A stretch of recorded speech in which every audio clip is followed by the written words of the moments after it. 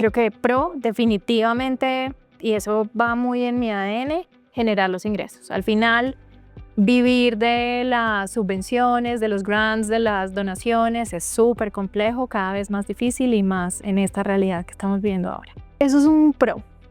Otro pro es que la mentalidad de la organización y de las personas que hacen parte de esa organización cambia por completo cuando estás buscando la generación de ingresos y te estás viendo como un emprendedor y no necesariamente solo como una organización, digamos, de apoyo a unas personas, ¿sí? Sino que tú generas un valor. Eso necesariamente te empieza a forzar a entender cuál es tu rol en el sistema, qué es lo que valoran de ti, para qué te buscan.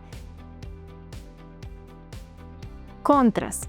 Yo creo que hay muy pocos. Lo que diría es, uno, tal vez de pronto, esto es un pro y un contra, y es el trabajar en la mentalidad para poderte mantener firme en buscar esa generación de ingresos a pesar de las creencias de las personas que hay a tu alrededor. Pero si tú eres una organización sin ánimo de lucro, tú no deberías estar pensando en vender.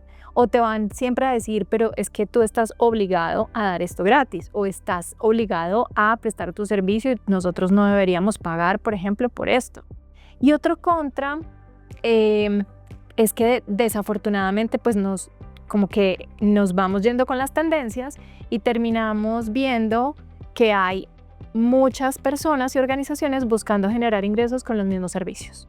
Y entonces se vuelve cada vez más difícil diferenciarte el contexto global y local en términos de generación de ingresos para las organizaciones sin ánimo de lucro. Hoy es un tema prioritario, está en el top de las conversaciones. Yo siento que es muy complejo que haya mercado para todas las organizaciones sociales si no pensamos muy bien cómo nos estamos diferenciando y cuál es el valor que genero, porque todos estamos convencidos de que lo que hacemos es súper importante y que el mundo lo necesita, y eso seguramente es así.